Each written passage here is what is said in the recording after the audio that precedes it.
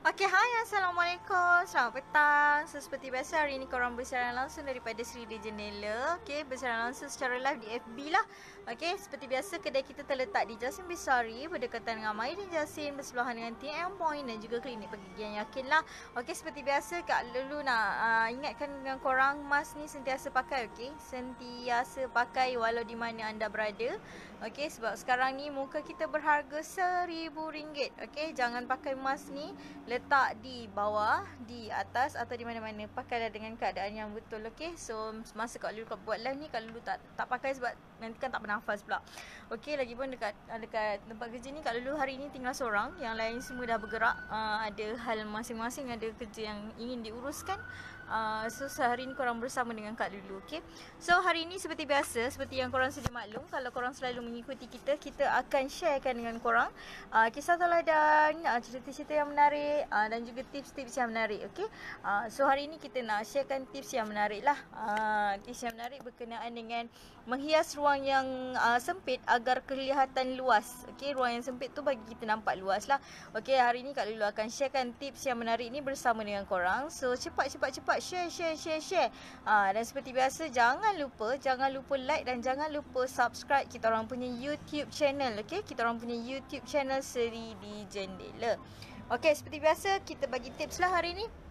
Kadang-kadang kita rasa kita pergi kat rumah orang ataupun kita pergi rumah jiran kita tengok hiasan bilik dia tu pun atau hiasan ruang dia tu nampak macam besar, tapi rumah kita macam sempit.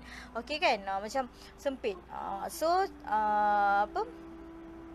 Macam mana kita nak hias bagi dia nampak ruang tu luas lah kan? Syok kan kalau dapat ruang yang besar dengan luas kan?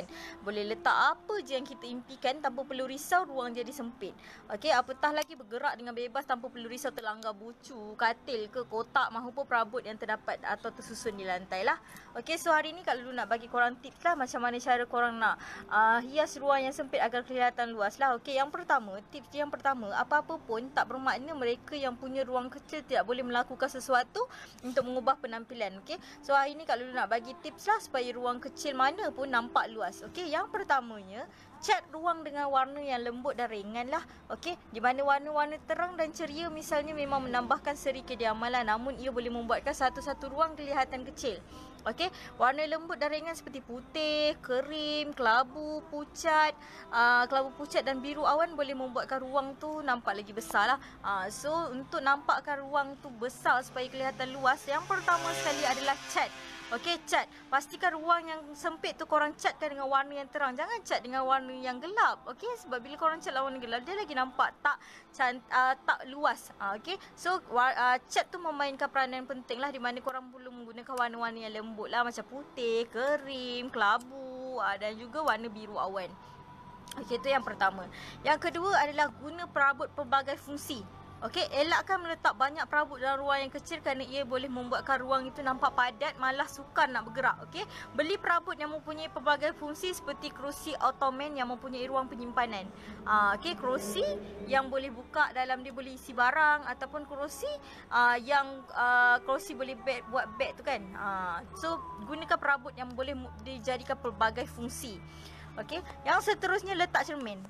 Okey, dekat ruang yang sempit tu kita letak cermin. Sebab salah satu tip menghias ruang sempit agar menampilkan ruang tu adalah luas dengan meletak cermin kat dalam dia. Okey, dalam contoh ni cermin diletakkan pada bahagian pintu untuk menjimatkan ruang dan menjadikan nampak lebih bijak lah, nampak lebih luas. Bijak kan? So yang ketiga adalah korang kena letak cermin. Okey, letak cermin. Okey, yang keempat adalah guna perabot yang tidak mengambil banyak ruang.